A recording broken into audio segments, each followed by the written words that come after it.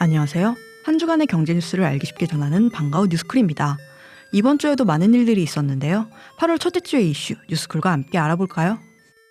집값이 반등세로 돌아선 가운데 올 상반기 30대 영끌족과 외지인이 서울 아파트 시장을 주도한 것으로 나타났습니다.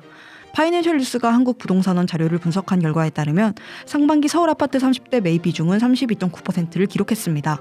2021년 상반기에는 36.5%, 2022년 상반기에는 30.5%였는데요.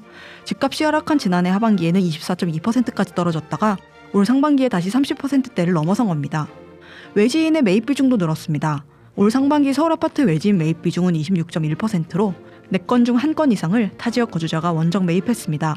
이는 아파트 거래량 조사가 시작된 2006년 이후 반기 기준으로 역대 최대 비중입니다. 30대와 외지인이 서울 아파트 시장에 큰 손으로 부상한 데는 대출 완화와 갈아타기 수요가 한몫을 한 것으로 보입니다.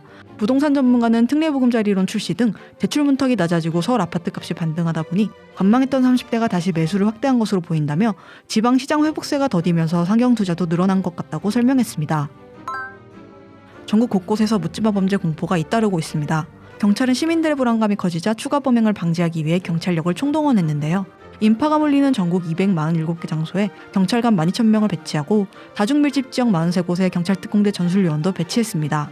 서울 강남역과 부산 서면역 등 범행 장소로 지목되거나 사람들이 많이 모이는 11곳에는 전술장갑차를 투입했습니다. 경찰은 살인 예고 게시자들에게 협박, 특수협박 혐의를 적용해 수사하고 있습니다. 또 살인이나 상해를 구체적으로 준비한 정황이 확인되면 살인 예비나 상해 예비 혐의도 적용할 방침입니다. 검찰도 대책 마련에 들어갔습니다. 이원석 검찰총장은 중대강력범죄 엄정대응 긴급회의를 소집해 수사 진행 경과와 향후 계획을 보고받았습니다. 이 총장은 흉기 난동 피의자에 대해 초동수사 단계부터 경찰과 협력해 법정 최고형의 처벌이 이뤄지도록 하라고 지시했죠.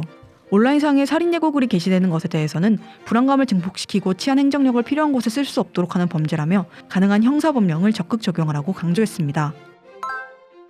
비상장 주식시장에 찬바람이 불고 있습니다. 금융투자협회에 따르면 8월 들어 KOTC의 하루 평균 거래량은 63만 2,187주로 월간 기준 올해 최저치를 기록했습니다. 자금도 말라가고 있습니다. 이달 하루 평균 거래 대금은 20억 620만 원에 그치며 20억 원대로 주저앉았습니다. 지난해 11월 이후 9개월 만의 일입니다.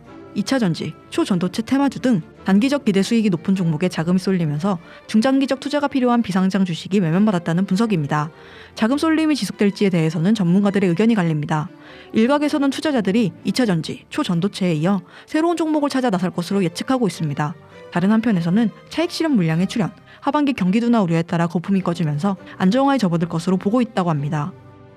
오늘의 뉴스쿨 유익하셨나요? 다음 주에는 더욱더 알차고 재밌는 내용으로 돌아오겠습니다. 지금까지 반가운 뉴스쿨의 이혜진이었습니다.